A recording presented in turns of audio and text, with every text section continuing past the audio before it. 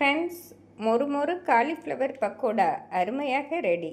Friends, cauliflower pakoda செய்வதற்கு இந்தளவு நறுக்கி எடுத்து விடலாம். ஃப்ரெண்ட்ஸ், இந்தளவு தண்ணீர் கொதித்து வரவும் காலிஃப்ளவரை சேர்த்து விடலாம். காலிஃப்ளவருக்கு தேவையான உப்பு சேர்த்து விடலாம். காலிஃப்ளவர் சேர்த்து இந்தளவு கொதித்து வரவும் அடுப்பை ஸ்விட்ச் ஆஃப் செய்து விடலாம். ஃப்ரெண்ட்ஸ், 1 நிமிடம் சென்ற பின் நாம் வடிகட்டி எடுத்து விடலாம். ஃப்ரெண்ட்ஸ், காலிஃப்ளவரை வடிகட்டி எடுத்து விடலாம். நாம் பக்கோடா மாவு ரெடி செய்வதற்கு கடாயில் 1 ஸ்பூன் காஷ்மீரி சில்லி பொடி சேர்த்து விடலாம். ஃப்ரெண்ட்ஸ், நாம் காஷ்மீரி சில்லி பொடி சேர்ப்பதால் ஃபுட் கலர் எதுவும் சேர்க்க தேவையில்லை. 1 ஸ்பூன் குழம்பு மசால் பொடி சேர்த்து விடலாம். தேவையான அளவு தூள் உப்பு, 1 ஸ்பூன் இஞ்சி பூண்டு விழுது. ஃப்ரெண்ட்ஸ், மசாலாக்களை இஞ்சி பூண்டுடன் நன்றாக மிக்ஸ் செய்து 1 கப் தண்ணீர் சேர்த்து விடலாம். தண்ணீர் சேர்த்து நன்றாக மசாலாவை கரைத்து விடலாம்.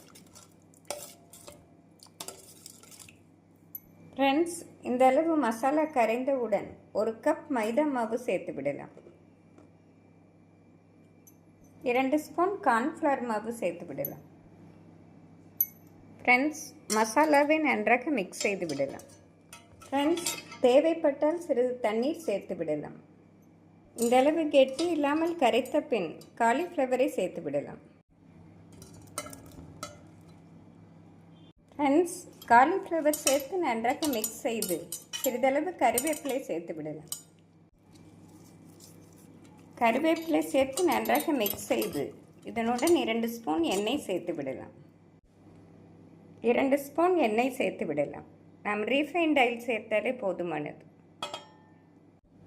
நாம் எண்ணெய் சேர்ப்பதால் பக்கோடா கிறிஸ்பியாக வரும். ஃப்ரெண்ட்ஸ், எண்ணெய் சேர்த்து ஒரு முறை நன்றாக மிக்ஸ் செய்து 10 நிமிடம் வைத்து விடலாம். 10 நிமிடம் ஊற வைத்து விடலாம். ஃப்ரெண்ட்ஸ், காலிஃப்ளவர் மசாலாவுடன் இந்தளவு ஊறி வரவும் எண்ணெயில் பொரித்து விடலாம்.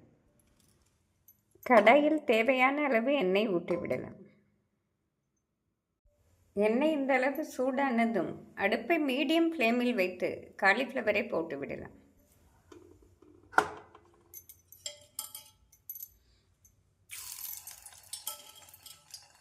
ஃப்ரெண்ட்ஸ், நாம் காலிஃப்ளவரை பொரிக்கும் போது உதிரியாக போட்டு எடுக்க வேண்டும்.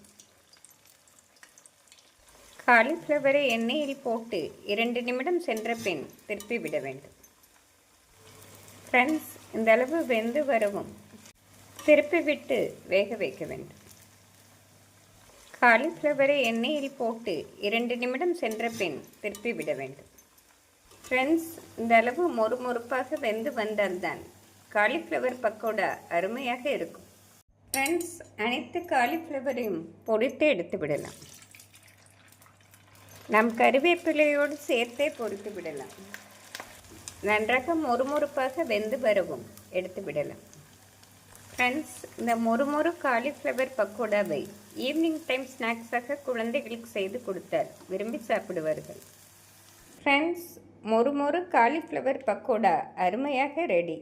இதே முறையில் நாம் செய்தோம் என்றால் ஆறினாலும் மொறுமொறுப்பாக அருமையாக இருக்கும். சுவையான காலிஃப்ளவர் பக்கோடாவை செய்து பார்த்து எப்படி இருக்கிறது என்று கூறுங்கள். Thank you friends.